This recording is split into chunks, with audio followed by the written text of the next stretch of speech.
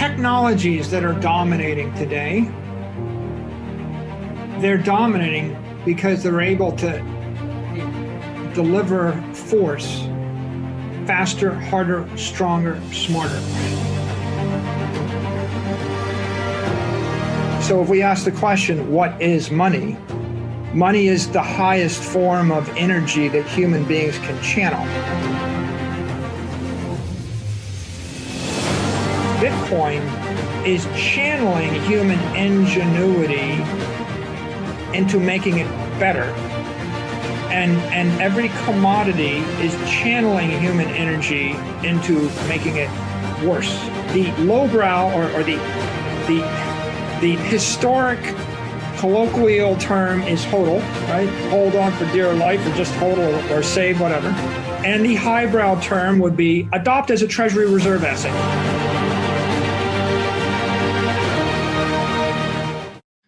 Hey guys, so as you learned by watching the What is Money show, Bitcoin is the single most important asset you can own in the world today.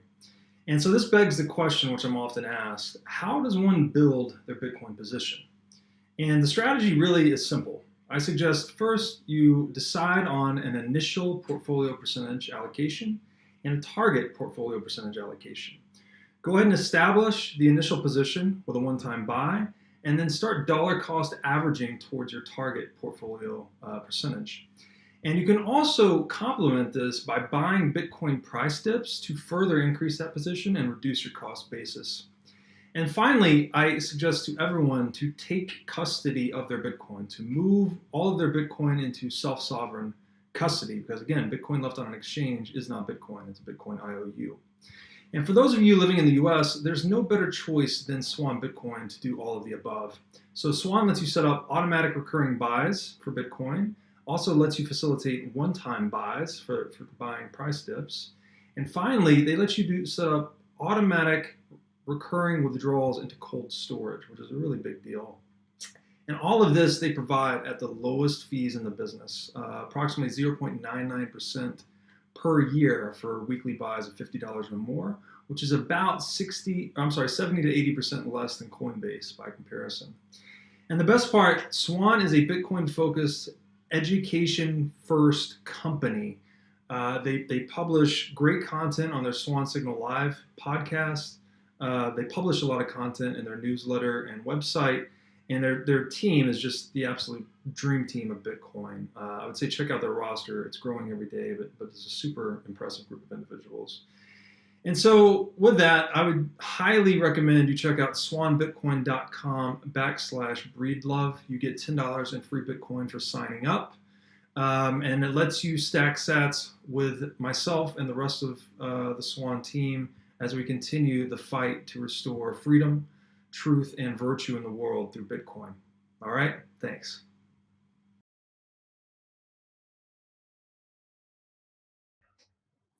Hey guys, welcome back to episode 4 of the What is Money show.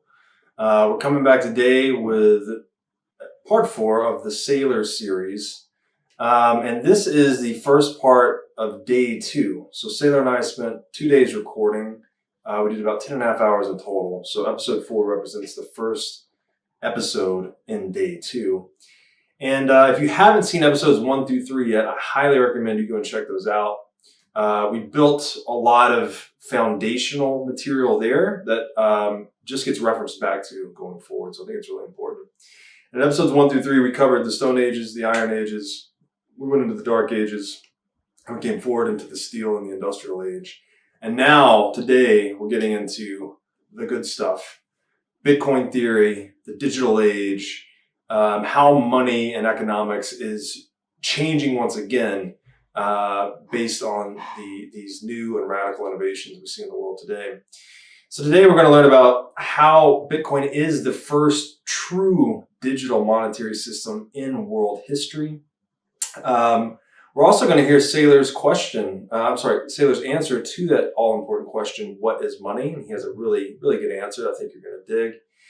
And we're going to get into a bit of the economic principles underlying commodities and their use as money, and why commodities make a really bad form of money, actually.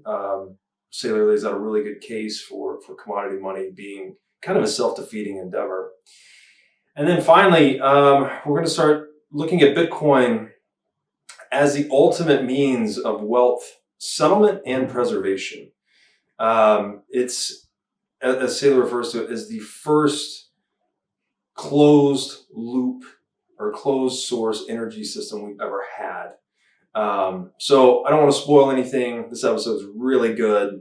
For me, this is when a lot of the light bulbs started to go off and started to have a lot of those little mini epiphanies during our conversation, which you might see me having as we engage. So I hope you like this. It's a really good episode, and see you again soon.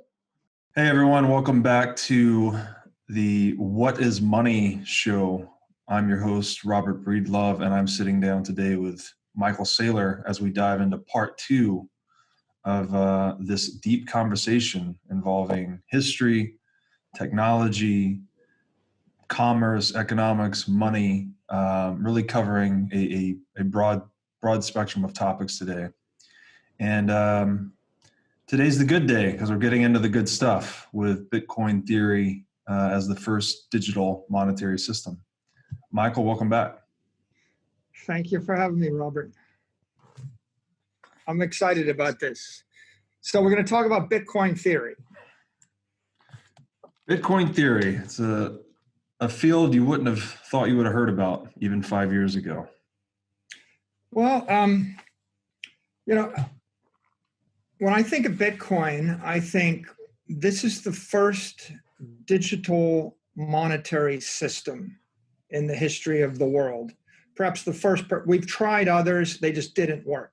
This is the first one that's perfected, that's functioning. It's the first one to cross $100 billion in market cap, and now it's about $200 billion in market cap. $200 billion means $200 billion of monetary energy. And if I look at all of the other great digital networks, Apple, Google, Facebook, when they cross $100 billion of monetary energy, then that's a legitimizing step. Generally, when they get there, 95% or more of the investment community doesn't believe in them. Sometimes 99% doesn't believe in them, but they're too big to fail. They're fires that have been unleashed into the society, and they're burning, and the effect is exothermal. It's what we have in each of these networks is we have the collapse, a dematerialization of some product or service or virtue or some ineffable quality, be it friendship or mobile devices or information. It's collapsing into a lower energy state. And as it collapses into a lower energy state, huge amounts of energy in the form of profit, cash flow, and value get given off. Apple can ship a better camera to 1 billion people overnight for a nickel. Right. Facebook can improve the way that you communicate to your loved ones overnight for a nickel. And Google can package the Library of Alexandria in the palm of your hand and ship it to 1 billion people overnight for a nickel. And when you have these massive dematerializations of value, and they get on a network with a network effect, it's almost like what you see a crystallizing structure where you've got an amorphous substance, and as it crystallizes, we go from steam to water to ice. Collapses, gives off energy. And what Bitcoin is it's that first digital monetary network, digital monetary system. It's collapsing into a much more efficient form. It's giving off energy. And that just brings us back to this entire subject of how important is energy to the human race. Okay. Let me ask a question there. There's a chart with phase transitions of, say, water, of going from ice to water to steam as its temperature increases. And it shows increases in temperature. And then when it actually goes into the phase transition, it flatlines. So it's like all that energy is being reallocated to, I guess, changing the molecular structure for the next state. Then the temperature starts to increase again as it goes into water, and it flatlines again before it goes into steam. So I guess what you're getting at is that energy becomes transmuted into the next state before it can start to give off energy in the form of profit, productivity. It's giving back economic substance, I guess, to its users. And I think that's sort of the analogy you're drawing there. It's a wild thing when all the monetary energy leaps from gold to Bitcoin, or when it leaps from fiat to Bitcoin. There's this phase transition, and we see it throughout all areas of science. But right now, this is just the first time in human history that we see this creation of a pure digital monetary network. And I want to replace monetary network with energy network, because monetary energy is energy, and money is energy. In fact, money is the highest form of energy. So if we ask the question, what is money? Money is the highest form of energy that human beings can channel. So if I look back through time, human beings as a species prosper by channeling energy. And when we mastered fire, we channeled chemical energy. And when we mastered missiles, we channel kinetic energy. And when we master water and hydraulics, we're actually channeling gravitational energy. The idea of an aqueduct is, well, I'm using gravity to move water 70 miles, or I'm running a water wheel, or I'm floating a 2-ton block in the water, and the gravity's pushing down on the water and the water is pushing up. And when I dam a stream and I generate hydro energy, well, that's gravity being converted to energy. But if I dam the stream to divert a bunch of fish into my pond, I'm still using gravity. Now, I can channel gravity by dumping a bunch of rocks on your head, but it's not nearly so easy to create a river of rocks as it is to actually just tap into a river of water.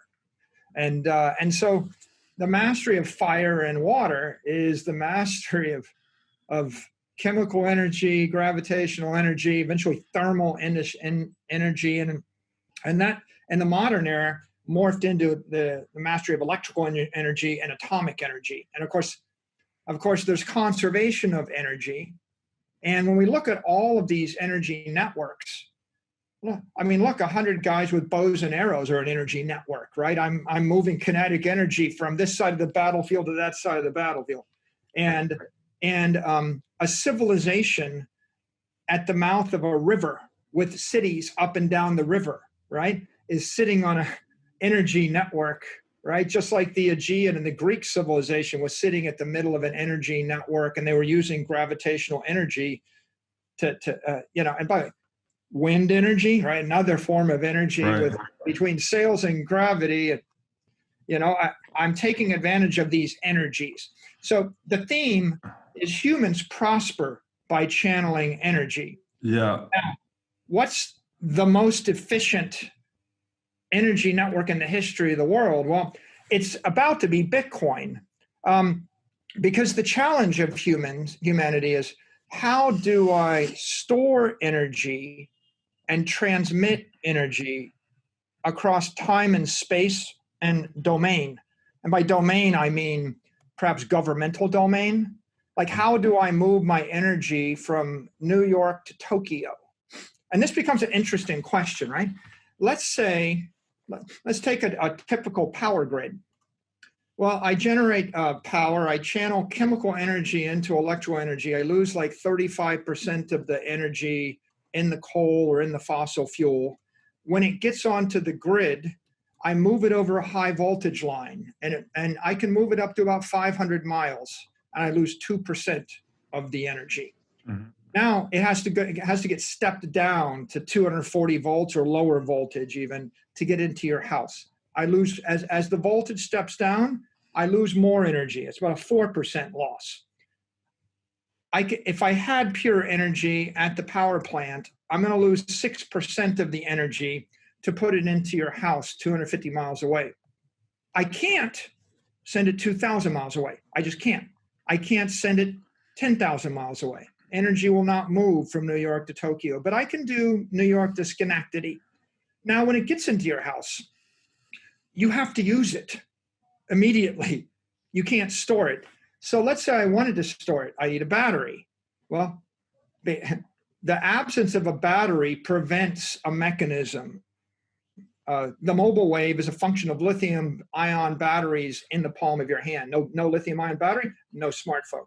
Now, we're working with modern batteries, Tesla. It's all about the battery, right? And Elon Musk has really driven battery technology. So let's say I put a battery in your house and you pull energy into your house. Well, you've lost 6%. Now, a typical battery, a good one, is going to lose 2% per month. Okay, that means you're going to lose 24% of your energy a year. Well, what does that sound like? It sounds like 24% inflation a year. Yeah. It sounds like hyperinflation. It could get worse, right? Hyperinflation is 100% inflation here. Let's say that I have a battery which loses 20% of my power a year. Well, my half-life on my energy that I pulled off the plant is 3.5 years. In 10 years, right? Yeah. I'm up to 12.5% of my energy. So the entire civilization is based upon electric power grids and networks, and yet it's not that good. I mean, you really can't store that much power. Anybody that ever put their computer, they charged it and left the computer for a month or 2 months, and you whipped it open, it's like it's drained. It's dead, yeah. Okay, so now let's say I want to take $100 million. By the way, I can take $100 million of money and I can buy $100 million of electricity in New York. And I can distribute it to 10 million people in New York, as long as they use it today.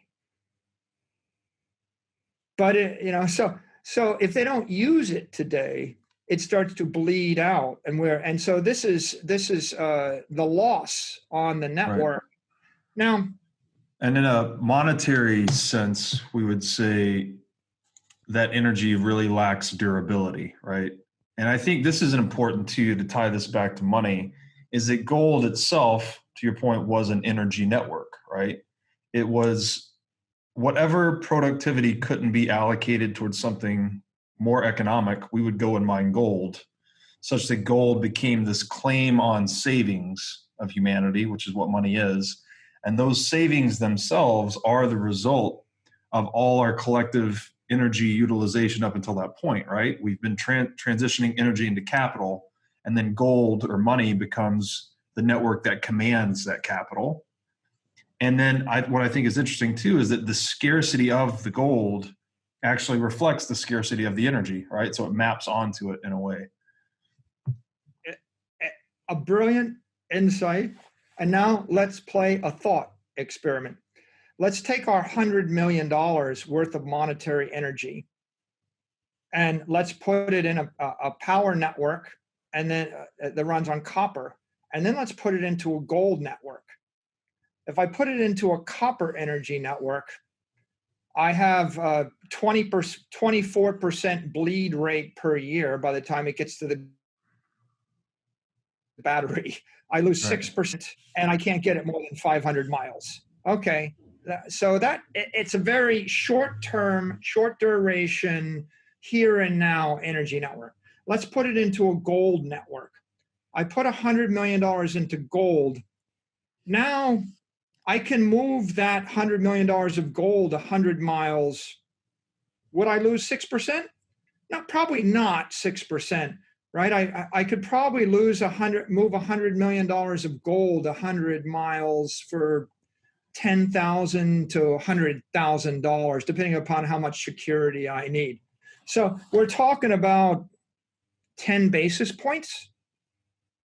Instead of 600 basis points of loss, 10 basis points. So gold is a more efficient way to move large amounts of energy, short periods of time or short distances. What if I want to move $100 million worth of gold 10,000 miles? Well, that's about 3,000 pounds of gold, like 1.5 tons. So I put it on a Global Express, cost $10,000 an hour. I put some dudes with guns on it. I fly 16, 18 hours around the world. That's about $180,000 plus another $70,000, $250,000. If I have to fly the plane back, let's just assume I don't. It's $250,000. So now we're up to like 25 basis points. 0.25% is the cost to move it around the world once. Okay? So that's okay. Now, what if I want to deliver $100 million of gold 100 years into the future? By the way, what if I want to deliver $100 million of energy 100 years in the future on copper and batteries? Well, my half-life is at 24%, a 2% bleed a month, right? My half-life is 3.5 years.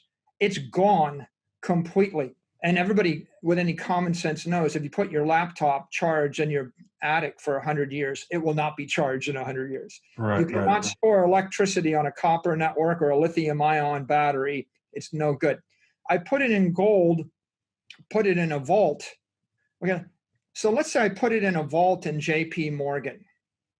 And I put it in a vault in J.P. Morgan in 1900 in the United States of America. And the United States is the most successful country in the 20th century. We win every war, and J.P. Morgan remains as a bank, and the vault is, and New York remains. In that case, assuming a 2% mining rate, so assuming a stock to flow of 50 and miners mine 2% more gold a year, the half-life of a gold battery is 35 years. I go from 100 million to 50 million in 35 years to 25 million in 70 years to about 12.5 million in 100 years. So I've depleted my gold battery 87% if the United States wins every war. Right. And if J.P. Morgan isn't a corrupt institution and doesn't fail, and if no one drops a nuclear bomb on New York City. Right. If those things don't happen, then I will get 12% of my money back. So in addition to betting on gold, right, which is governed by natural law, you're also assuming this counterparty risk in the form of the U.S. government, in the form of J.P. Morgan. You have to bet on stability in the geopolitical landscape as well, right? Because the gold has to be secured, and it has to be secured by institutions. What if you put $100 million worth of gold into a bank in Frankfurt in 1900? What if you put it in the largest bank in Japan in Tokyo in 1900? Mm-hmm. Name a city you could have and a bank you could have put it in 1900 that would still be there in the year 2000. It's a short list, by the way. Yeah. London, Switzerland, Zurich, New York. You would have failed in Paris, Berlin, anywhere in Eastern Europe. You would have failed in Moscow. You would have lost it all in Beijing. You would have lost it in Tokyo. You would have lost it all anywhere south of the Rio Grande. Yeah. And in the you U.S.? Lost it everywhere in Africa. Possibly would Executive Order 6102 have impacted you in the U.S.? And you would have lost it in the U.S. Yeah. Okay. So isn't it ironic? Okay. So can't we reduce it down to maybe Switzerland? Maybe. Yeah. Like it's an interesting exercise for the reader, but the counterparty risk on gold is at the municipal level, the state level, the federal level, and the corporate level. And that's and over there's a phrase, right? Over a long enough timeline, the mortality rate is 100%. Right. Yeah. Yeah. In the long run, we're all dead, right? Sort of. I think Keynes may have said that. He said it. Robert Heinlein wrote a book called Lifeline, and he said over a long enough timeline, the mortality rate is 100%. Yeah. Okay. And so, in this particular case, back to our gold network. We have a gold network and we want to move money. So I put $100 million in gold and I want to move it around. Well, it's 25 basis points every time I move it around the world. If I move it once a quarter, it's 1% bleed a year. If I move it once a quarter. Okay. If I mine it, it's 2% bleed a year. That gets me to 3% bleed a year. Divide that into 70 and every 22 years, that's the half-life of gold. Energy on a gold network has a half-life of 22 years at best. When you throw in the counterparty risk and the need to move it around, let's just assume we're moving it around so we don't lose it. You're just down to now the issue of technology and commodity risk. And this is an important point. Gold is the king of commodities. Gold is the greatest of all human commodities. But my first job at DuPont was I built computer simulations of commodities and specialty chemical networks. And let me tell you what people in that business think. They think commodity is a dirty word. The first thing I learned is commodity is awful. Nobody wants to be in a commodity business. And here's the reason commodities are awful. If I actually create a factory that creates a commodity, say gasoline, the only thing it can do is create gasoline. If I invest $10 billion into a gasoline refinery, my fixed costs are $10 billion. The ideal rational price for me to make a profit, call it $4 a gallon, but my variable cost is $1.50 a gallon because I've got all these billions of dollars in the factory. What happens is when I create commodity refineries, when the price goes below the profitable point, I can't do it. I will still keep running the factory because I've got a variable margin. I'm generating cash flow, even though I'm driving the price down for everybody else in the business. So it's possible in a commodity business for every single producer to be losing money and for them to all be acting irrationally, and they're all pumping out the commodity, be it silver. If you're a gold miner, what can you do other than mine gold? Right. Once I've gone and I've invested $100 billion in mining gold, if the price of gold is cut in half, but my variable cost is $400 an ounce and it's $800 an ounce, I'm mining gold and selling it at $800 an ounce. I'm selling it at $700 an ounce. I'm selling it at $600. When it gets to $500, I'm selling it because the market is not rational. I can't transmute my $100 billion of gold mining capital into Google stock. Right. The switching costs are too high. It's just not possible. And by the way, maybe I've been captured by the government. Like maybe a certain government wants to mine gold. Maybe I can't legally stop, even if I wanted to stop.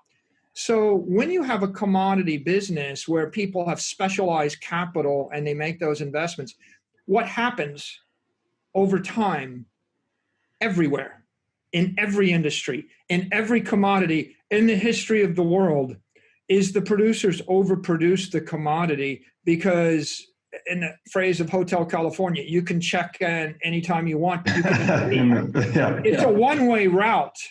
Right. You go in, you can't get out. So so that takes us to this real issue of gold, or the real risk of gold, which is gold price goes up by a factor of 10. Capital gets attracted into commodity production. It's a feedback. People produce more. Gold price comes down. People keep producing to try to recover their cash flows. Lots of intelligent people become desperate. When men are desperate, they invent new techniques to produce more gold.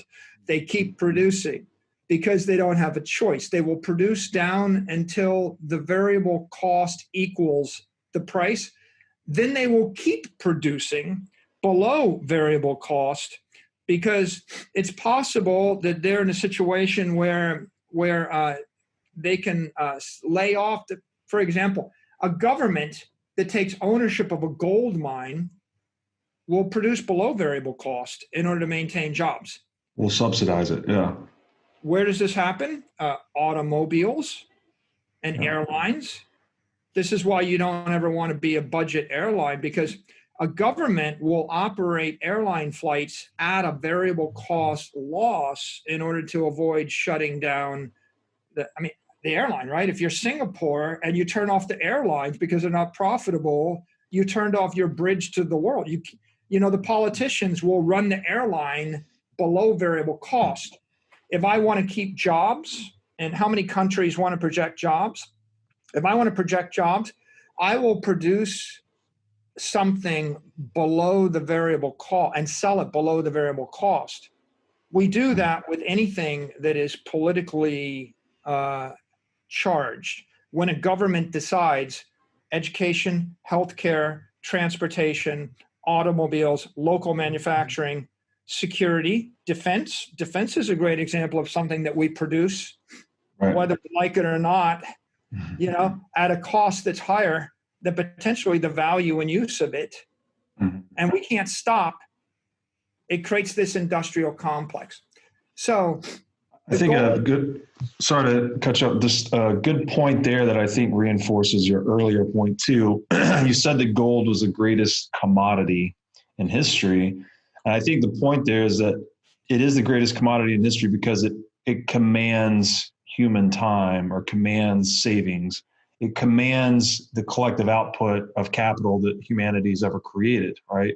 So in that way, it's kind of like the smartest form of energy, because human beings, our ingenuity, our time, our ability to see the world, we are the greatest form of economic energy in the world, right? And gold is the instrument that commands that energy.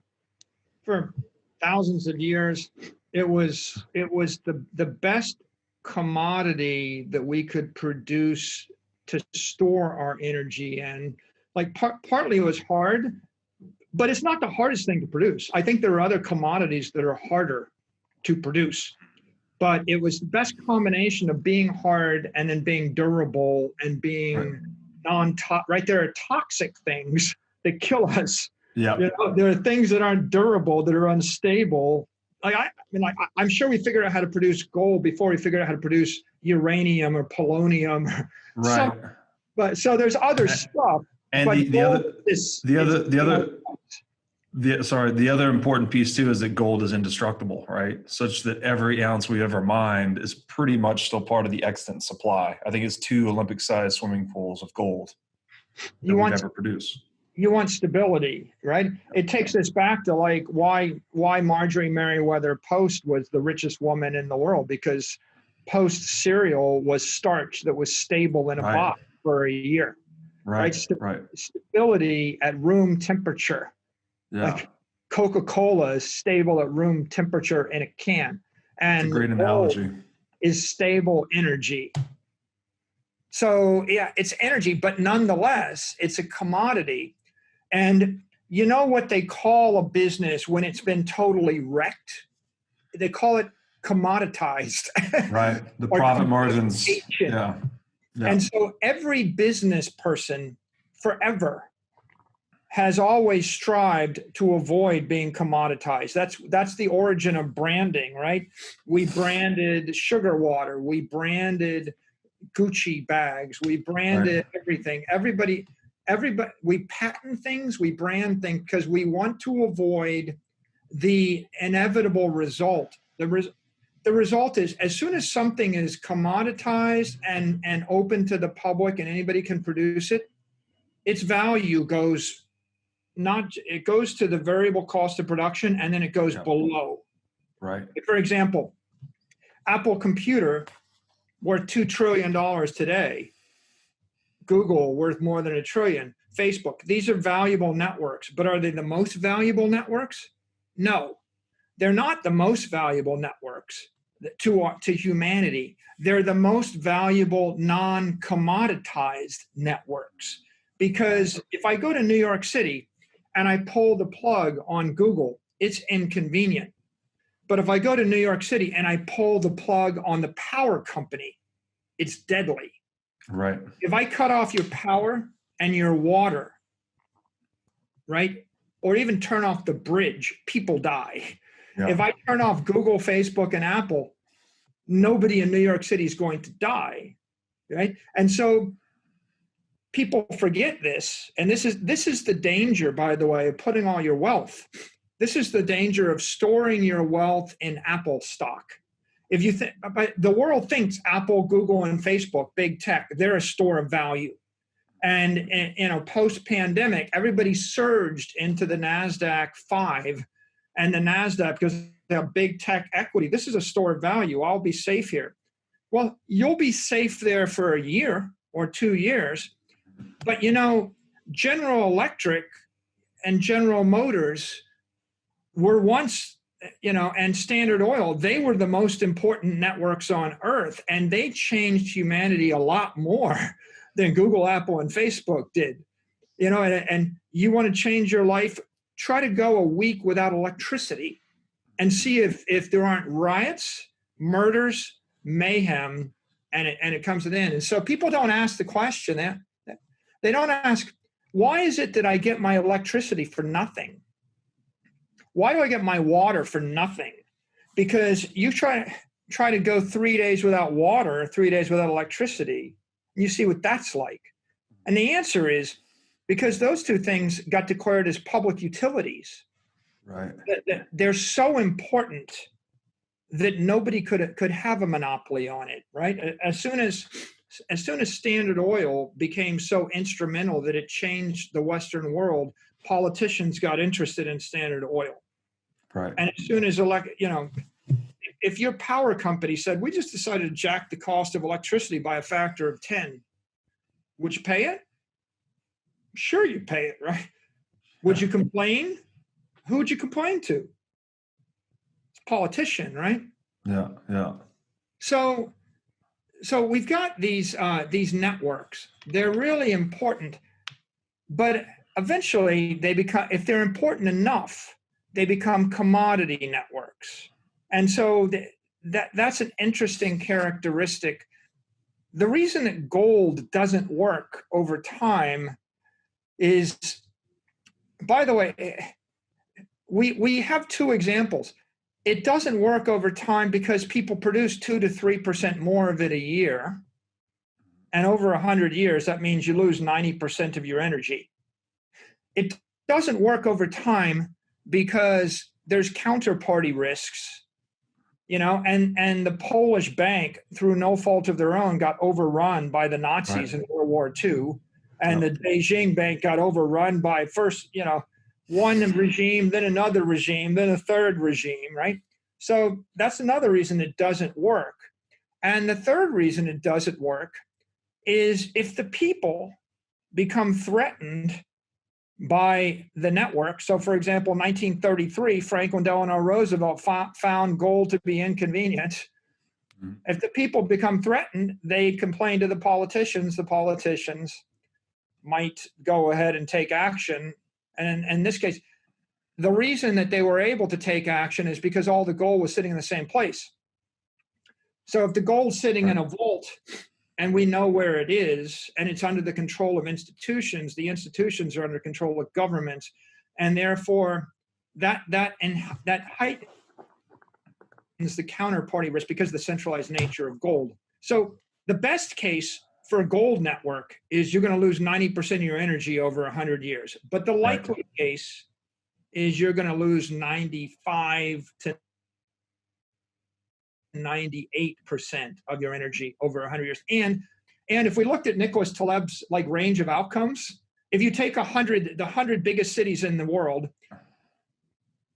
and you put your gold in the best bank in any of the 100 cities in the world, it looks like in 95 of them or 96 of them, or maybe 99 of them, you lost all your money. You lost all your money. Yeah.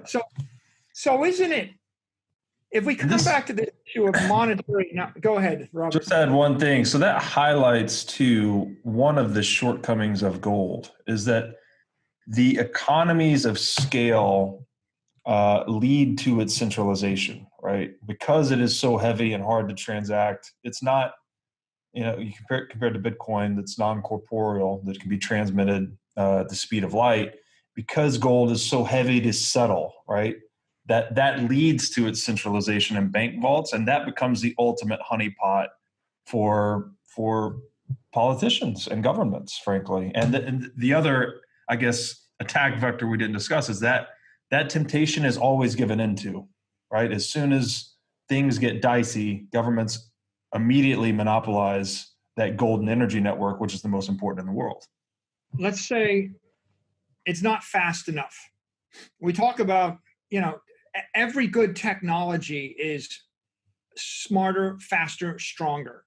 Every technology, smarter, faster, stronger. So coming to digital gold versus gold, physical gold is not fast enough. How fast is it?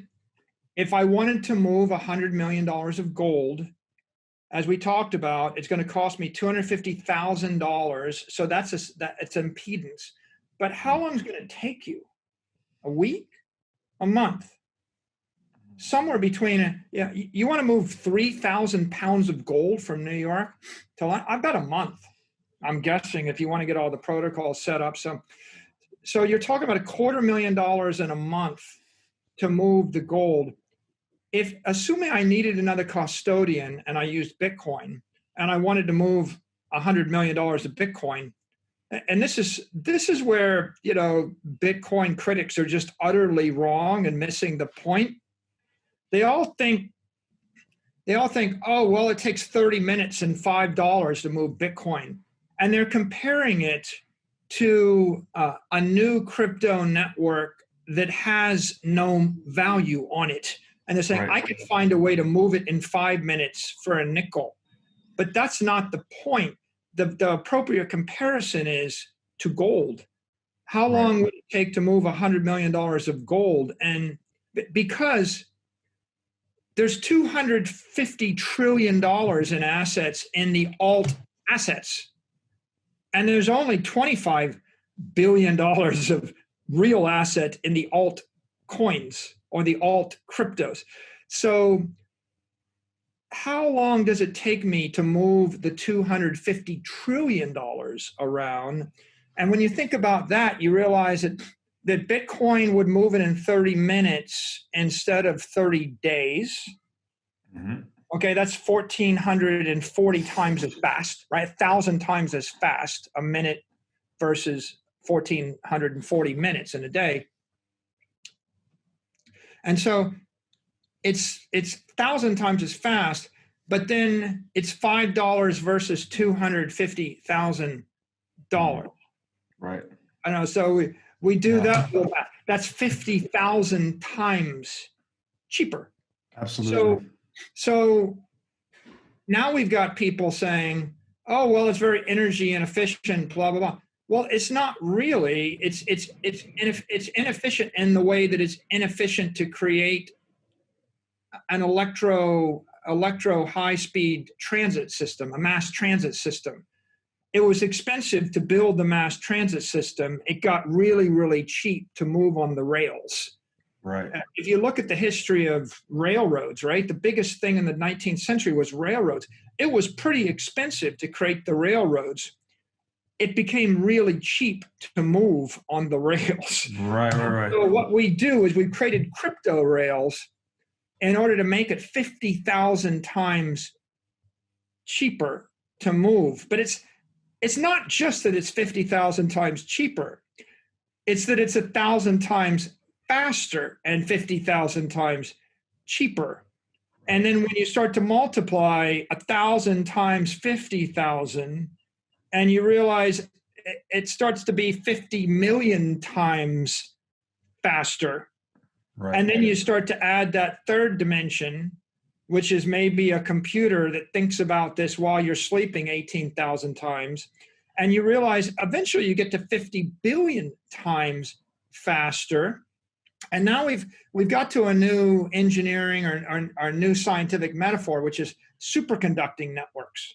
Right, okay, right. If there's impedance going through electric power network and you're losing it. And so the solution is I need to get the superconductance. I got to cool the network down to close to near zero. Right. And it's expensive. And the point is, yeah, it's expensive to get to near zero. And then the impedance disappears in the network. and the friction goes away. And what could you do if the friction went completely away? Right. You're in outer space, right? The smallest amount of energy can move something billions of miles. And I love that analogy too, that you're getting to a lower energy state, and that eliminates the frictions to conduct. So you achieve superconductivity. And in a way, that's what Bitcoin is, right? It's a monetary medium completely free of the noise of unexpected inflation. So you're actually conveying pure price signal. Something even gold, we didn't quite have that. And I love your analogy, because I mean, the aerospace engineer in me is loving it a lot. You could think about when you encrypt monetary energy on the Bitcoin network, it's like achieving escape velocity out of the gravity well. What we've done, we paid a price to get out of the gravity well. Throw a baseball on a baseball field that goes a couple of 100 feet. Get out of the gravity well, throw the baseball, it'll go around the earth forever. Yeah. It doesn't. Okay, so how much more distance do you get out of the baseball if you pay the price of getting out of the gravity well? Right. It's not like 10 times better. It's not 100 times better. It's not 1,000,000 times better. It goes to infinity and it never stops. And that's the breakthrough that people don't get. It's like, what could I do if I had vacuum and I was rid of friction? And yeah, there's a price to pay. And that's your phase change and your state change. And that's why I would say Bitcoin is the most efficient system for channeling energy through time and space in the history of mankind. We've never figured out how to channel energy with no impedance and channel energy with no loss. But let's come back to the outer space analogy. Take your flashlight and shine it in your basement. Take your flashlight, shine it, on your baseball field. Now get into outer space and take your flashlight and shine it. Or flip it the other way, the Hubble telescope, right? How much better are the photos you get from the Hubble telescope than the photos you get from a telescope that has to shoot through the atmosphere? Right. It's totally free of distortion. It's 1,000,000,000 times better. Yeah. It's like you just can't really imagine the world when you're trapped in this energy well. This analogy too holds for the counterparty, the institutional counterparty risk. It's almost as once you escape the gravity well, you're also free of institutional counterparty risk, right? I don't need to worry about the stability of the United States or JP Morgan to transmit Bitcoin 100 years into the future. You only need to be concerned about the stability of the energy network, which is maintained by the collective self-interest of the world, in theory. Yeah, it's something that's just altogether unique, and we've just never had it before. If you now conceptualize that and you go through your thought experiment, you realize we need a monetary system, and our monetary system, the three in front of our face, are let's take it. Fiat as a monetary system, gold as a monetary system, Bitcoin as a monetary system. If I put my $100 million of monetary energy, I have energy. I take energy, I sell it on the grid, you give me money. I take my money, I put it into the US dollar bank, it's in fiat. I wait 100 years. And it's 7 to 8% asset inflation rate. I have a half-life of 10 years. So I get cut in half 10 times. Okay, 100 million, 50 million, 25 million, 12 million. It's going to get painful. Yeah. 6 million, 3 million. I only cut in half 5 times. 1.5 million. That's 6 times. Now it gets really painful. 70 basis points, 35 basis points, 17 basis points, 8 basis points. 8 basis points. Crazy. By the way, 8 basis points if you don't get hyperinflation. The 8 basis points if your nation wins Your every best war. case. Yeah. Your bet, So we're not even want to say you're losing 99% of your energy is being charitable. 99% of your energy. Let's say. Now let's put that. Let's generate $100 million worth of electricity by burning coal or nuclear power or pedaling on my flywheel or rowing on my rowing machine. However you got to it, windmills.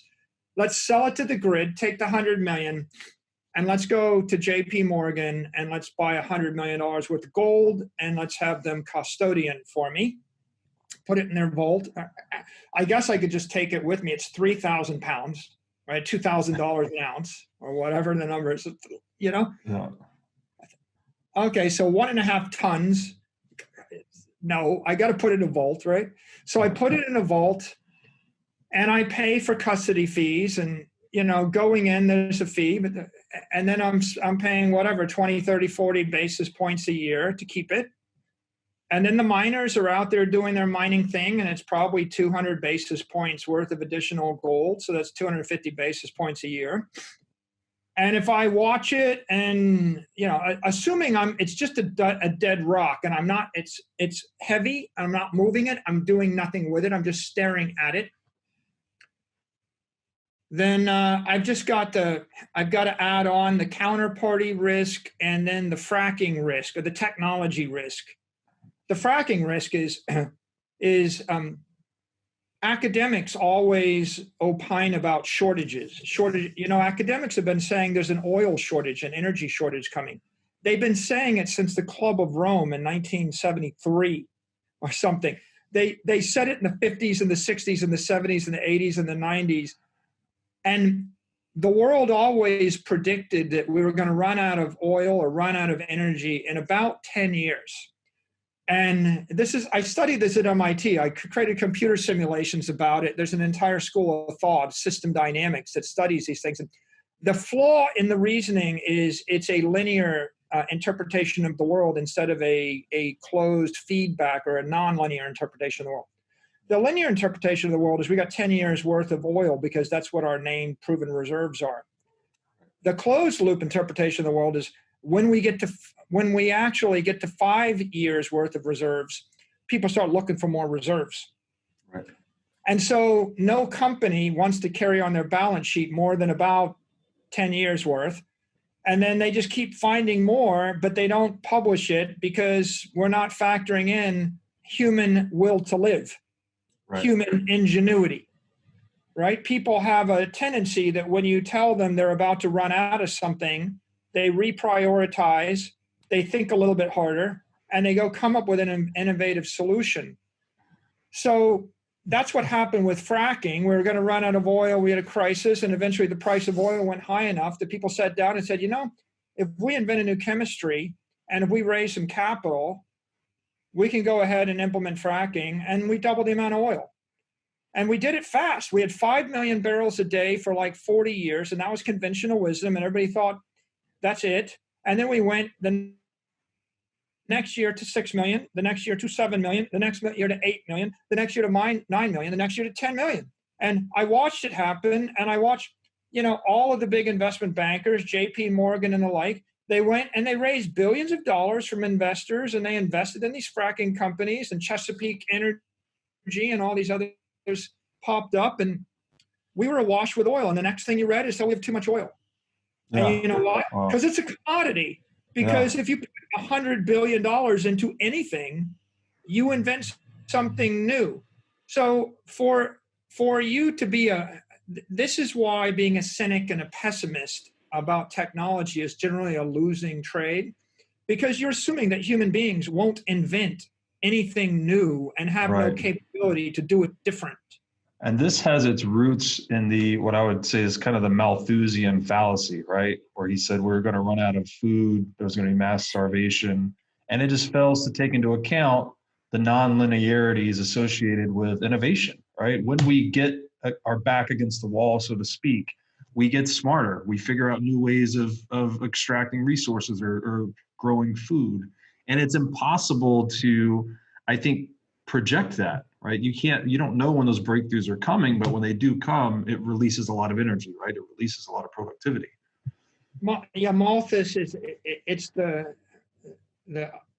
iconic example of just being utterly wrong over and over and over again.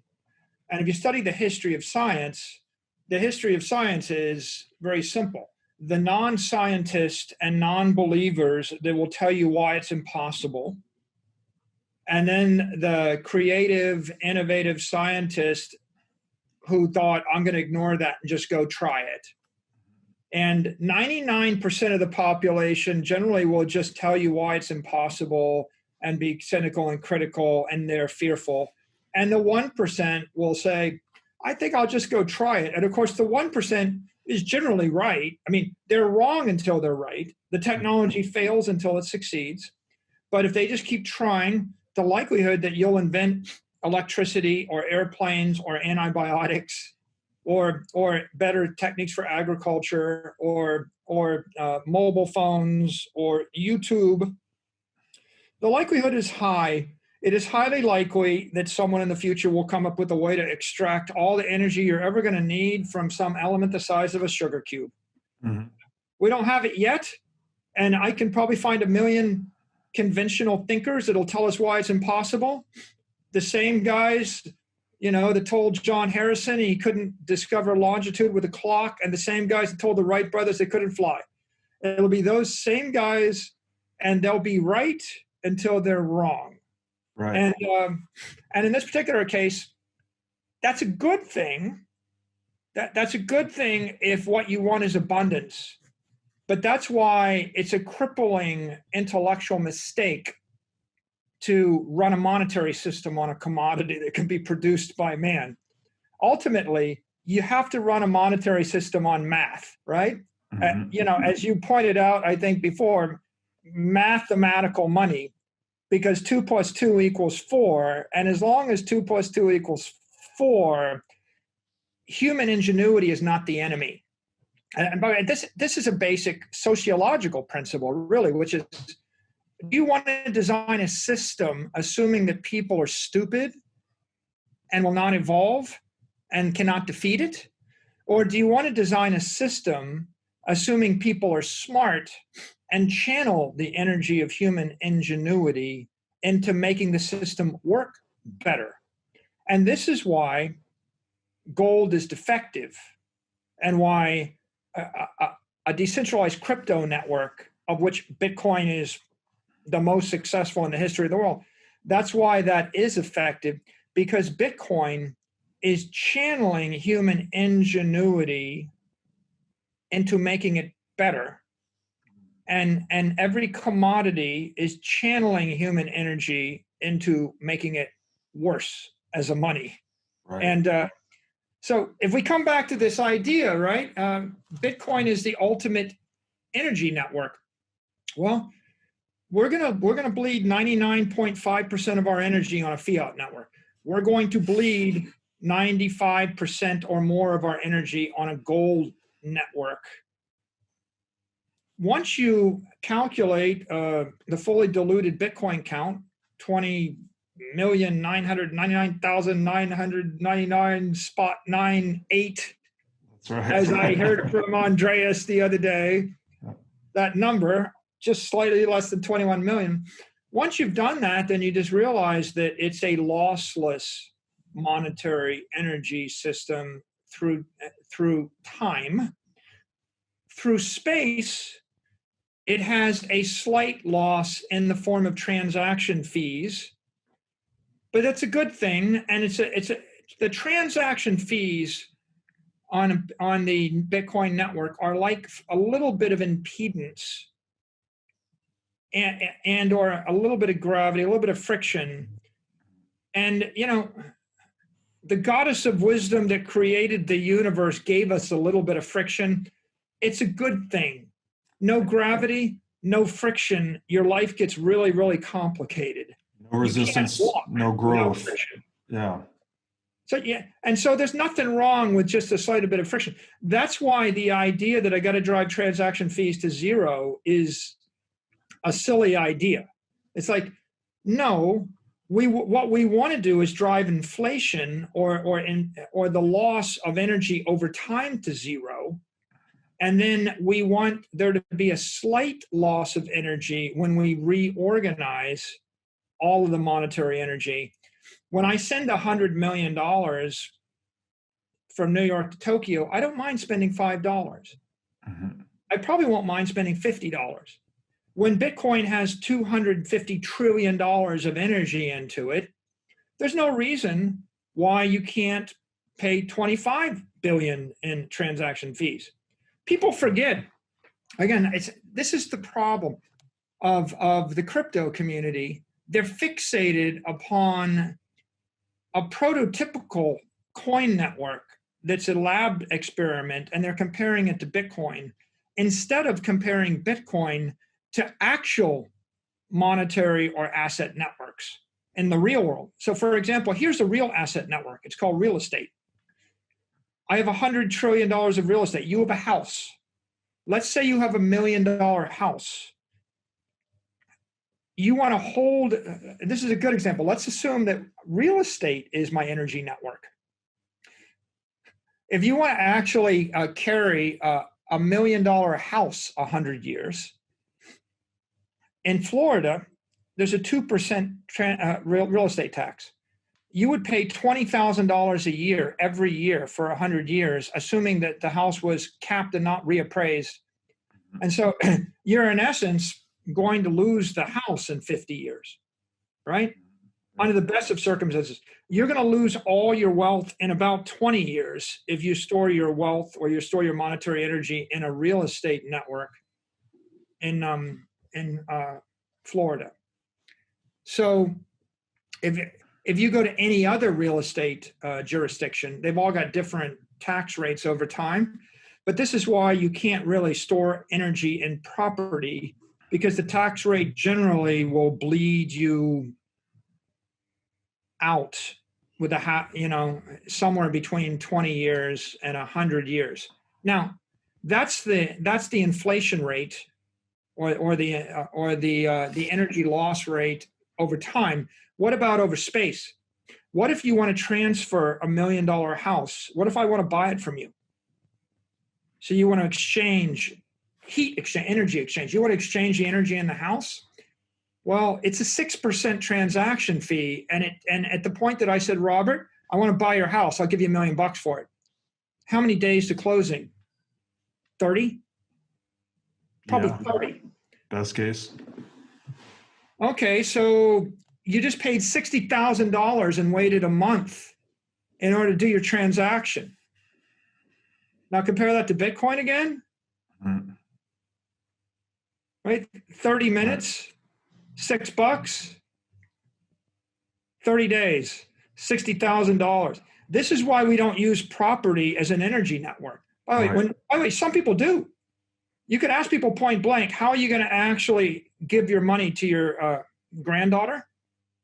Oh, I'm going to buy property. Buy it where? California? Florida? Where? It's the same counterparty rate. By the way, it's worse than gold. Yeah. You can move 3,000 pounds of gold in 30 days for $150,000, $200,000. You can't move $100 million worth of property in 30 days to another country. And you're also taking the counterparty risk again. The other thing with property is that it's non-fungible, right? So the liquidity of the market is much smaller than, say, gold or Bitcoin. And you run the risk of that area having some natural disaster or some other event that makes it uninhabitable or unappealing. It's illiquid, right? It could take you 3 years to sell the house. That's right. It'll take you 3 years to find a counterparty. It'll take you 30 days to do the transaction. Now, we just come back to this fee, right?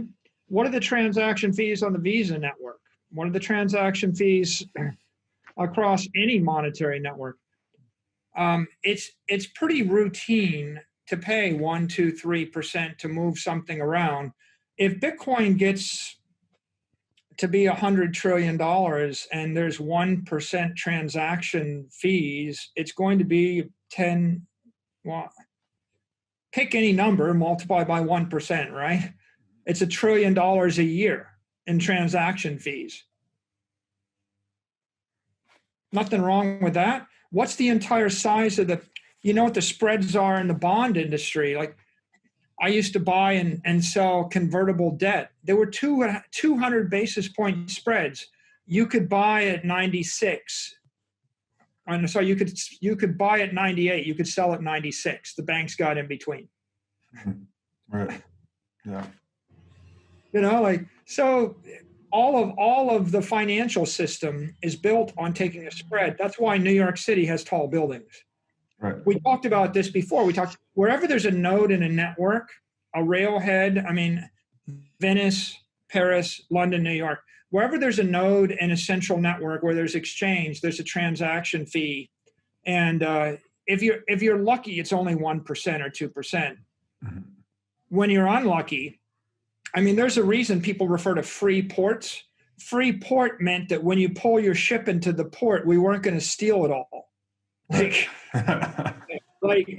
But you know what the great breakthrough is in Singapore? Here's the breakthrough. We're going to have a port in the middle of the Pacific where if a ship comes into our port, we don't take all their cargo, or we don't take 10% of their cargo. That's your idea? Yeah, that's my idea. We're going to let them stop here and not seize 10% of their stuff. Wow. That's a brilliant idea. By the way, that's such a unique concept that Singapore is Singapore. It is the greatest port in all the Pacific because it's so rare that a country agrees not to take 3% of what you have when you stop. By the way, you can't even come into the United States without filling out a customs form where they charge you a 10% duty on whatever you have in your possession. The point, it's very common to take 10% of what you have when you come and when you leave. Right. That's why those cities are cities. That's why those empires are empires. So when someone sits around and they whine about $5 in transaction fees is too great, they're whining because it's more expensive than their laboratory experiment on their scientific workbench that no one's using. Right. Yeah, I can conceptualize hypothetically in my perfect world, a perfect system where it was better. But the real world is $100 trillion worth of real estate and $250 trillion worth of bonds and stocks and gold and silver and other property. And that stuff's moving around with transaction fees, which are high enough to have paid for all the buildings in London, Paris, New York, San Francisco, Beijing, Tokyo, Venice, and Rome. It's not a new idea to charge transaction fees. It's not a problem. And the beauty of Bitcoin is as more miners come on, they create a very competitive industry. And if a miner charges too much transaction fees, someone else is going to drive the cost of transaction fees down.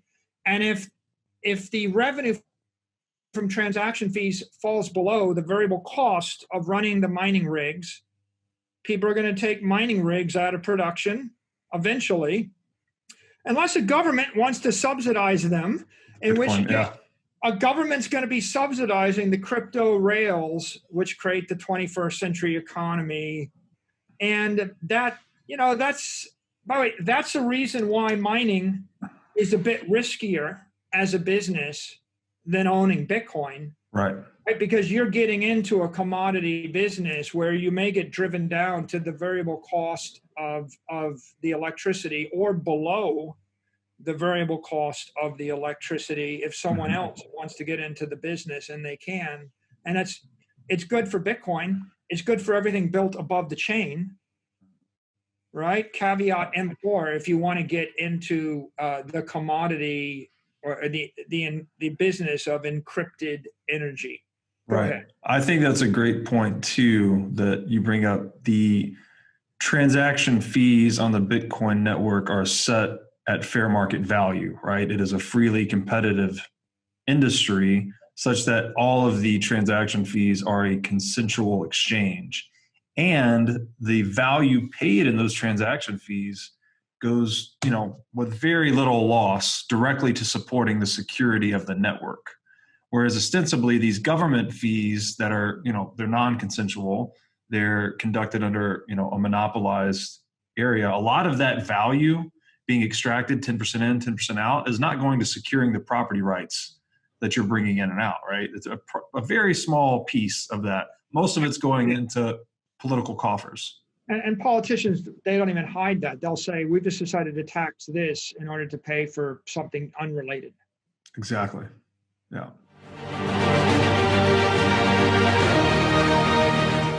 All right, guys. How good was that? Another great episode with Mr. Saylor.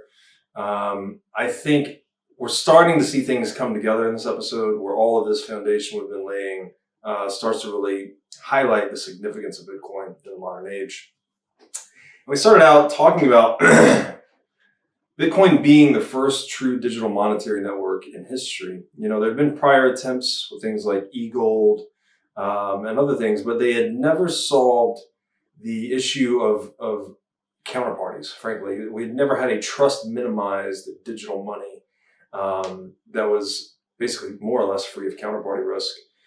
And Saylor brings up the great point that, Bitcoin, I think at the time we recorded, it was well over $200 billion in market cap. And when you look at Bitcoin through that lens as a digital energy network, other digital energy networks like Amazon, Apple, Netflix, etc., once they pass that $100 billion milestone, it tends to be kind of a point of no return, and also a point that leads them to realizing these winner-take-all dynamics in digital competition. And so and he also makes a great point that at that point in those companies' life cycles, those digital energy networks' life cycles, 99% of the investment community still doesn't get it, right? When Amazon or Apple was at 100 billion market cap, people were still just writing them off and didn't realize that these are going to be even trillion-dollar companies today. So I thought that was really interesting that Bitcoin we really are at that juncture, where it's crossed the multi-$100 billion market cap threshold. And that gives it a lot of resiliency to disruption or downside potential, where it still has just a ton of upside potential. If you look at it even in the context of gold's market cap, or even other stores of value. And I liked that Saylor went into how these digital networks, they're dematerializing some inevitable quality, which he was talking about with like social media as friendship, or with Apple, you could say maybe it's information or communication. In the case of Bitcoin, it's money, and it's taking that ineffable quality to a lower energy state, something that's more crystalline-like. And when it does that, using the analogy of a phase transition, say water going from liquid to ice, all of this thermal energy is released. And in an economic sense, that would be value or cash flows or market cap. What I think he called was an exothermal reaction, right? Where it actually collapses to a state that requires lower energy to remain cohesive and gives off that excess energy in the form of value of some kind. And I just thought that was a brilliant way to look at it.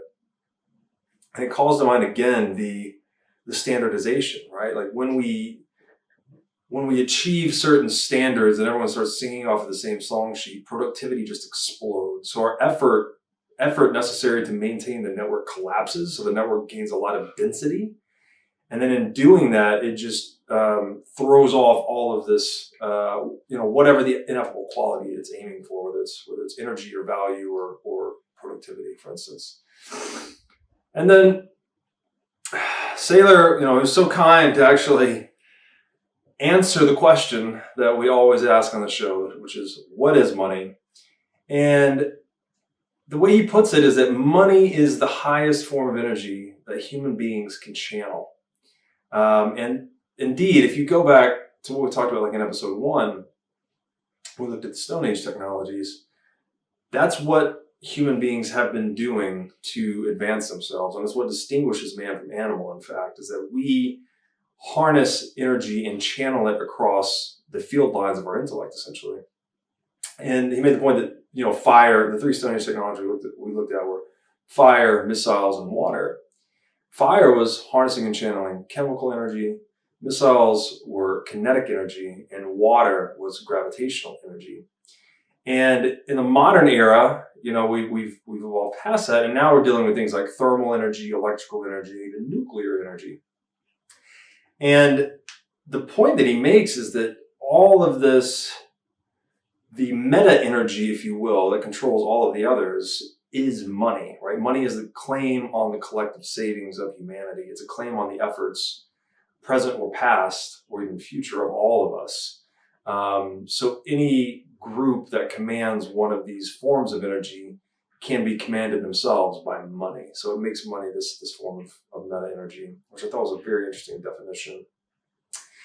And it's also what defines civilization in a way. It's like, what types of energy are we harnessing, right? Are we a Stone Age society that's only harnessing fire? And at what scale are we doing that? At what scale are we channeling that energy? Those 2 aspects are kind of what defines civilization in a lot of ways. And he makes the point too that the challenge has always been moving the energy across a domain. And this domain could either be, say, a jurisdictional or governmental domain. How do you get your capital of one country into another with the least loss possible? Could be characterological. So if we're going from thermal energy to kinetic energy, what's the most efficient way to do that? We could look at something like maybe the steam engine was such a breakthrough because it allowed us to transition energy in the most lossless way, we could say.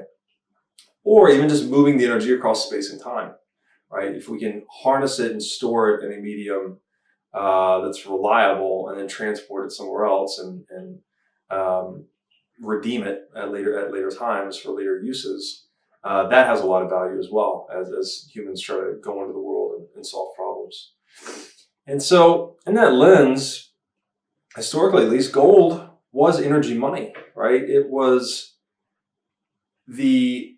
It's what captured the residual energy that mankind was able to produce that was not able to be put to a higher and better use. So if we couldn't dedicate our efforts towards any other activity that could increase productivity more than, say, gold mining, then we would just go and mine gold, right? And gold, again, being kind of this hard energy money would sort of be its annual appreciation would be a proxy for the aggregate productivity growth in an economy. And unless your investment could outperform that, say it's 2 or 3% a year, then you would just mine gold. So it kind of provided this floor for human energy and this medium through which we stored it and transported it. But I loved this part where Saylor went into the math behind why gold sucks. Like, even though it was the best thing we ever had historically, like, it still sucks as an energy money. One was, if you want to move gold around the world once, say it costs you 25 basis points, which on $100 million is $250,000 just to move it around the world once. So, if you're doing that once a quarter, that's 1% energy loss per year. And that's something which we got into, you would almost have to do, because if you're going to store gold, you've got to put it in a vault. It's got to be physically safeguarded. It's going to be physically safeguarded over a long period of time. Then you have to trust a counterparty. You have to trust a custodian.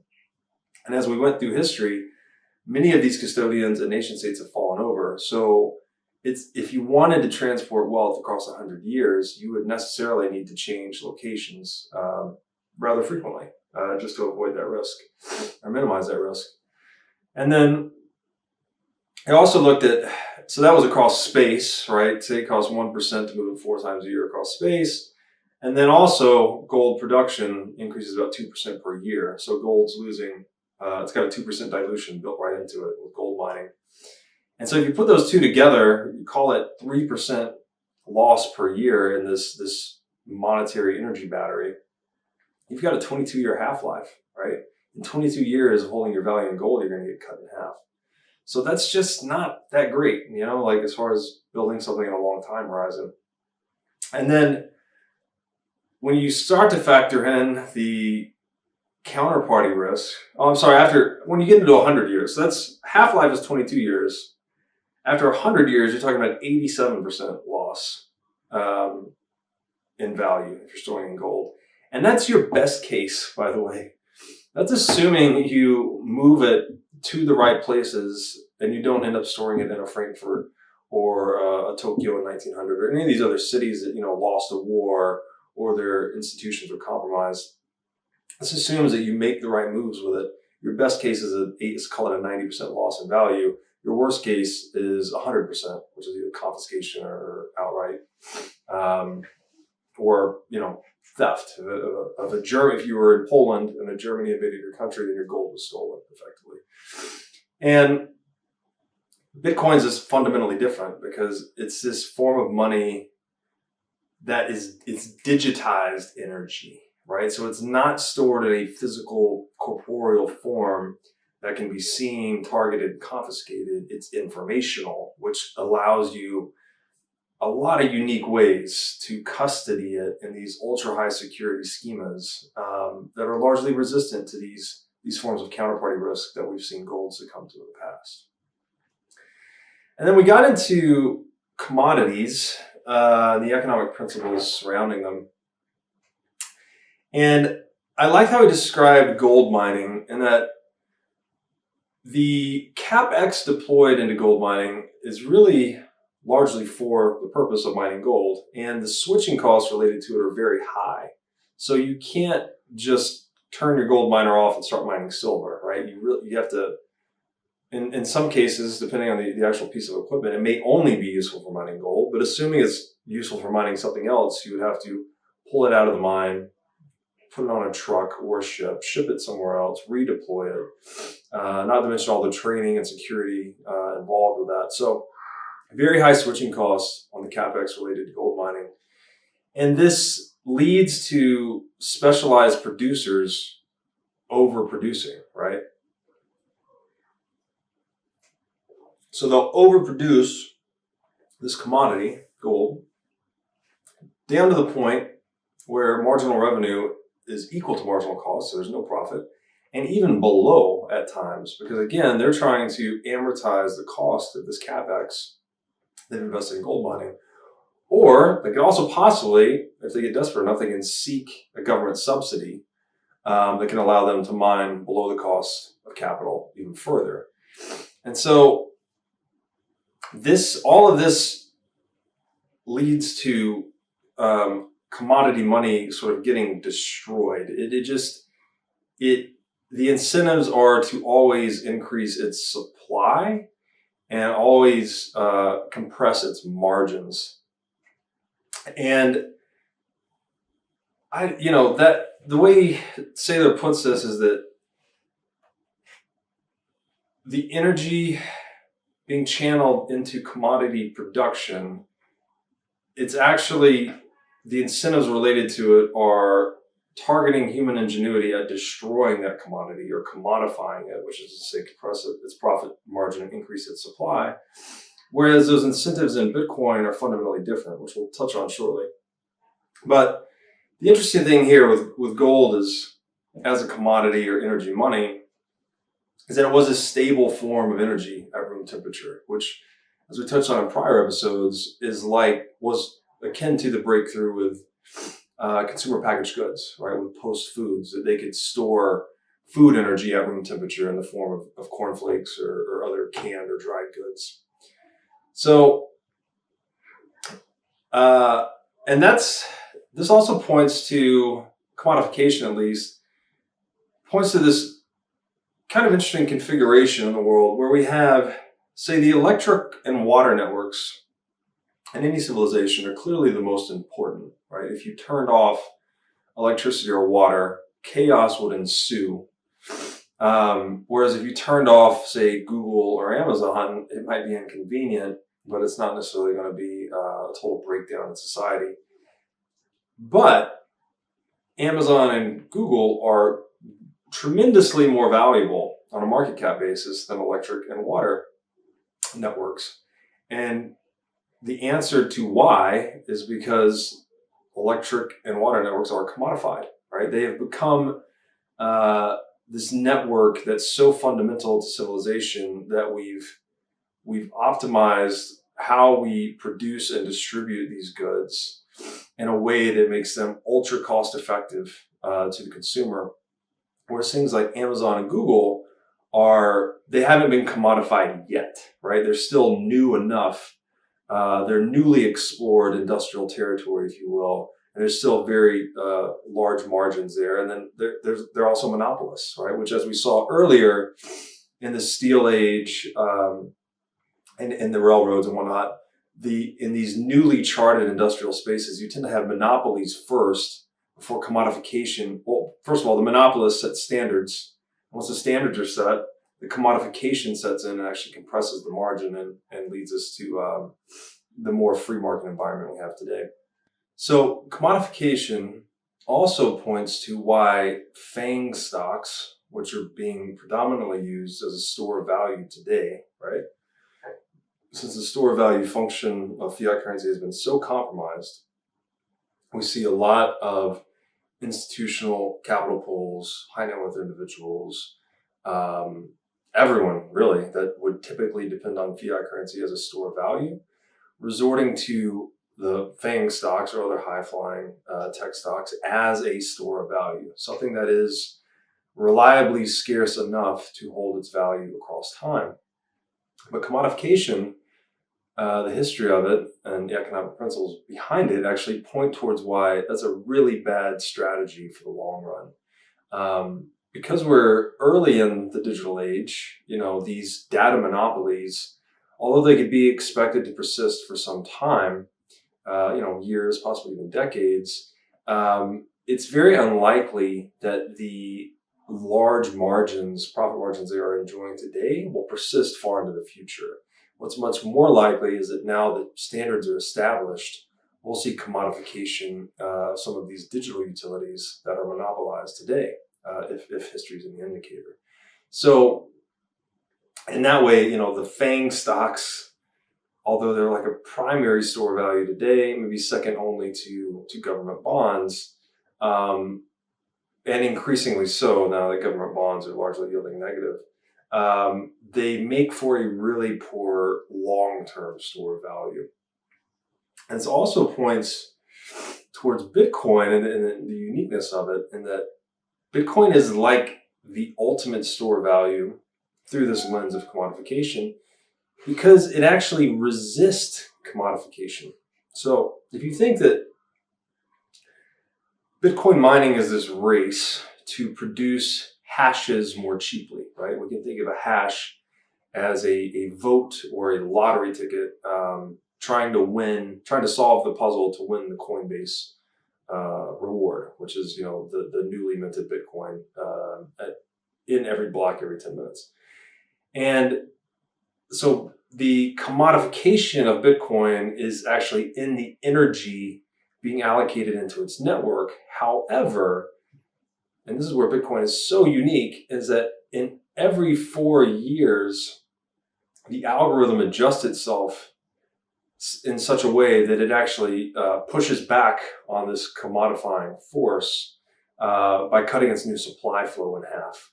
So, at a halving, the operational and energy expense being allocated to generate a hash, which is to create Bitcoin, basically, that same cost flows into half as much Bitcoin being produced.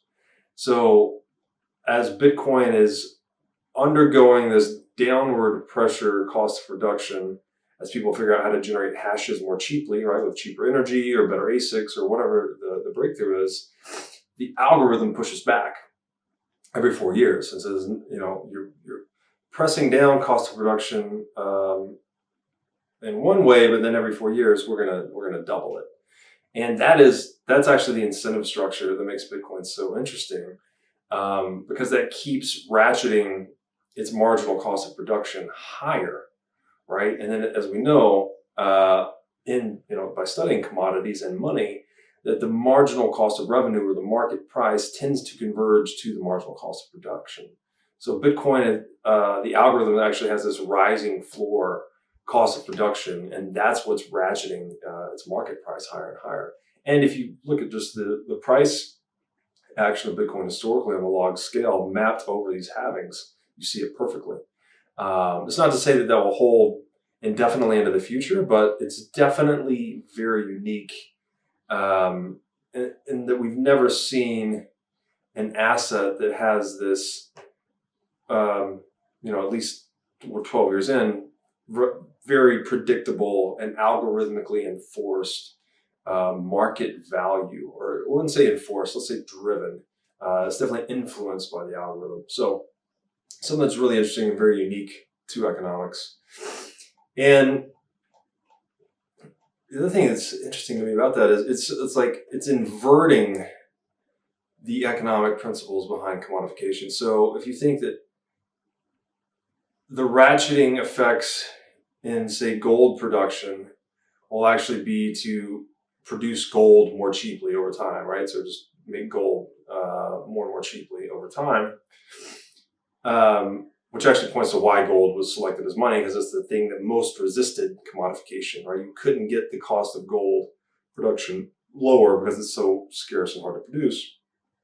But because Bitcoin's pushing back, it's actually pushing those, instead of it, all of that effort flowing into producing cheaper Bitcoin, it's actually pushing us to just seek out cheaper energy. So it's created this global perpetual incentive scheme to figure out cheaper ways to make energy, right? Because that's the only way to access cheaper Bitcoin production effectively.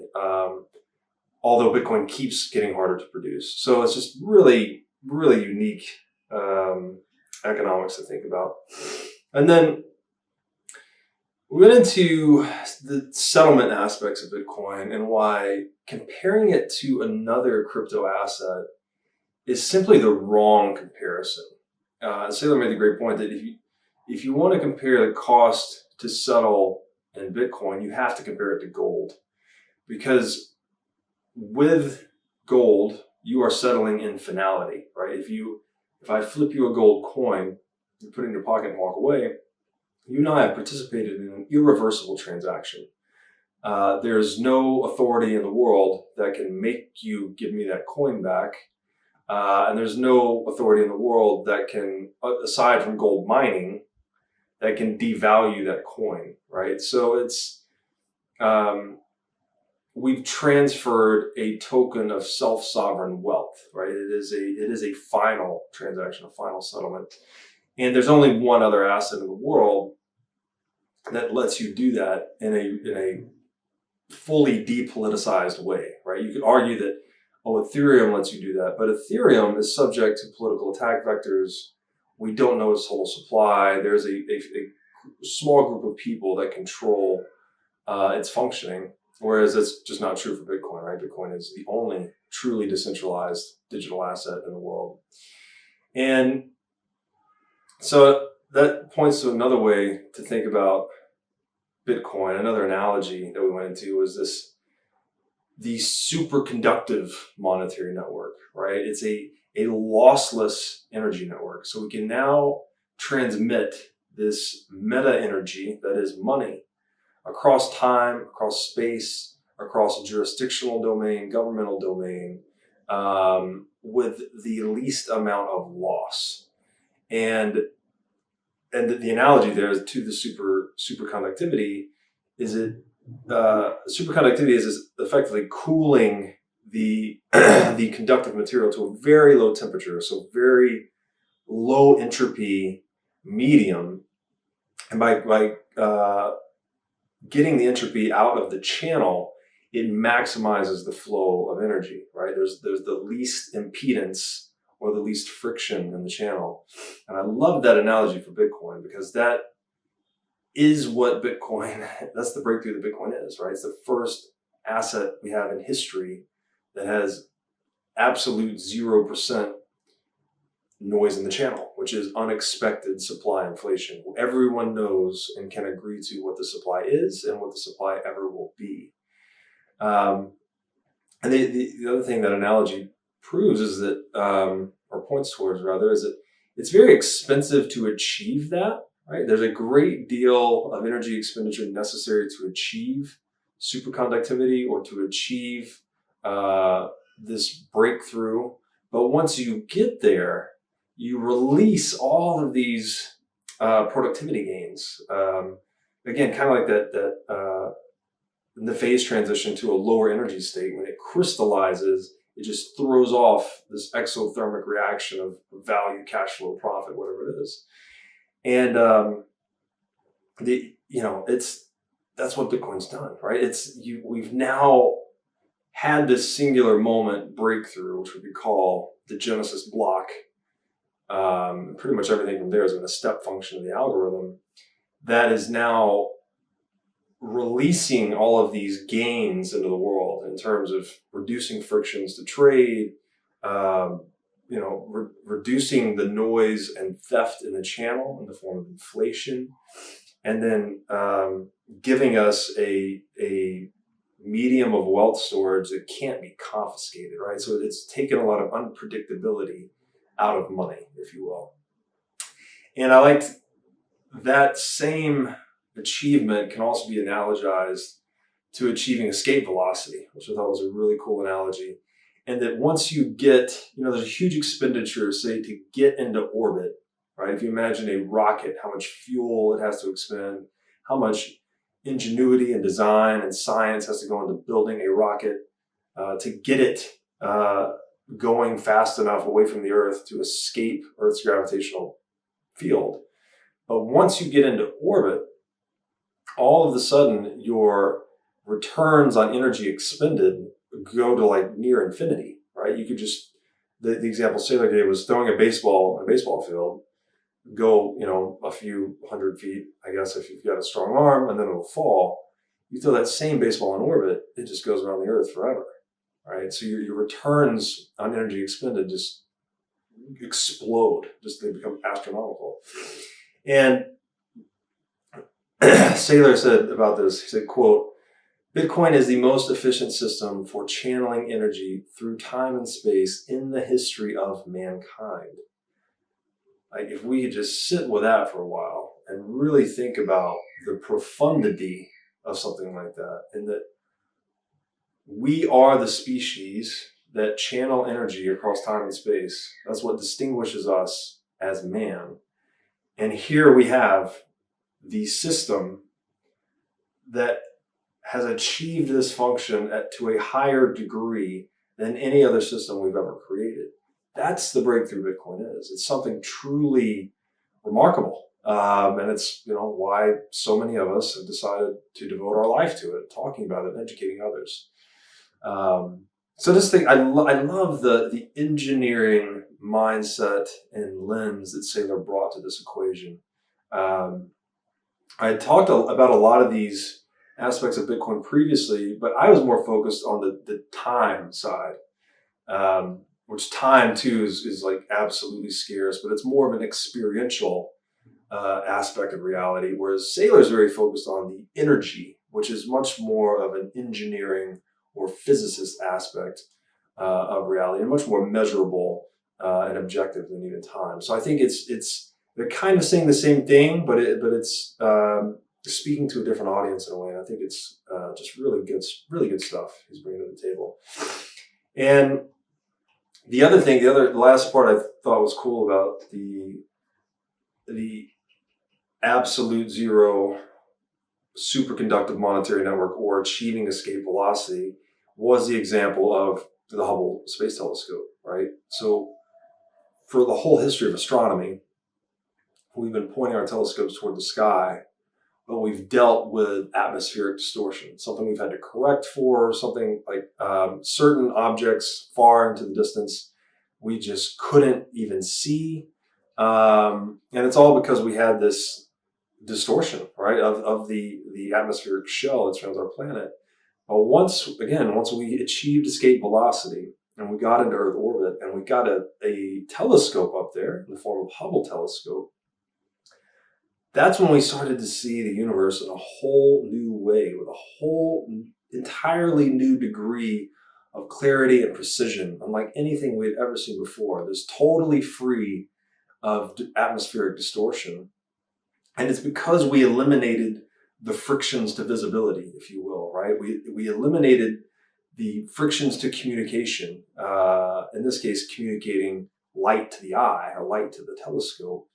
And it gave us this entirely new perspective on the universe. And I think Bitcoin is just going to do something similar, right? We've eliminated the atmospheric distortions, if you will, of counterparty risk, monetary inflation, commodification, all of these things that have screwed up every monetary system historically and broken civilization after civilization. All of a sudden, we have this invention from Bitcoin that's like the Hubble telescope, right? It exists in an orbit that's beyond man's reach, which is really important. So it's not vulnerable to counterparty attack vectors. We all know what the inflation rate is and ever will be. So there's no unexpected inflation. And it's just a lossless energy network, as Saylor said. It's just something it's a really big breakthrough. And then the other thing there is the price signals that it would propagate, right? Which price signals, being the coordinating force in any economy, they've always suffered from these distortions that we just mentioned, like inflation and counterparty risk and what have you, uncertainty in general, entropy, right? Entropy in the channel. By being an entropy less or entropy minimized monetary channel, like a Bitcoin denominated world promises to allocate capital more efficiently than ever before. And that may sound kind of economic nerdy when you say allocating capital, but that means putting people and assets in the right place. So they're best satisfying wants or best solving problems for the demands of market participants. So it will lead us to a world in where more of our desires are more easily satisfied. Which is a really, really big deal. And Saylor talked to, I like this, that there's kind of two types of people. We have the doers in the world, and I have the naysayers. I would also say you could call those the tinkerers and the bureaucrats, or the entrepreneurs and the legislators. And these are what distinguishes these two people. Is one is action oriented, right? Willing to fail, willing to take risks, willing to put their skin in the game. Whereas the other one is just contrarian and says things can't be done. I think I flash back to the example of the Wright brothers, where every intellectual in the world, there was basically consensus among them all that man would never fly until these two guys flew in their garage. So it's a really bad idea to bet against human ingenuity. Like, if history's shown us nothing else, is that we have this amazing ability to problem solve in a way that we can't even fathom. So the point being, when we look at a commodity money versus something like Bitcoin, is that it's a really bad idea to try and run a monetary system based on a commodity, right? It's much better to run a monetary network, which is intended to be a system for allocating our time and our energy based on math, right? Based on a system that has inviolable rules, or one that incentivizes fair play versus a twisting of the rules, because that would actually produce the best outcome and the best mode of play, right? When rules are fixed, players are going to play the game to the best of their ability. But when rules are bendable or breakable, you're actually creating incentives to behave in a corruptive way or an exploitative way. And that's what Bitcoin is, right? You could, through that game theoretic lens, you could just say it's the most fair game we've ever had. It's a fixed rule set that no one can change or manipulate. And looking at a money based on commodity versus a money based on math, Bitcoin is actually channeling human ingenuity in a way that causes it to improve over time, and in a way that causes civilization to improve, whereas a commodity money is going to be channeling human energy and ingenuity into the compression of the profit margins on that commodity and the overproduction of that commodity. So it makes so much more sense to be in a true digital money with a rule set based in math versus something, just based on our ability to produce it in the natural world, where it is such a leap forward in innovation and potentially civilizational advance as well that it's hard to even comprehend how big of a deal this is. And finally, we touched on the transaction fees in the Bitcoin network. So although it's a, quote unquote, lossless monetary system, there is a need. There's always going to be a need for some resistance in the channel, which we would call transaction fees. And this is essentially the fee we're paying to the miners, right, for securing the network. And we could think, as Saylor alluded to, as the goddess of wisdom, always introduced a little bit of friction. It's kind of like all things exist in opposition a little bit. We need something to push against to move forward. And you can also think of the transaction fees as the expense or the tax we're paying to the governors of the network, which the enforcers of the rules are the miners, right? So in the same way you pay taxes to the government, ostensibly to protect and preserve your private property rights, in the Bitcoin universe, we actually have to pay this tax to the mining network so that they can secure the monetary network itself and preserve our private property rights in the time chain, the Bitcoin time chain.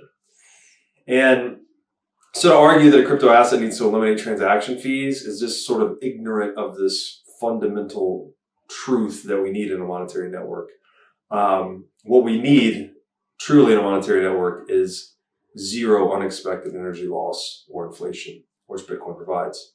So I hope you guys enjoyed that episode. Again, that was our first session on day 2. We're now into Bitcoin theory, getting into the modern age, and it's only going to get more interesting from here. So I'll see you back for the next episode.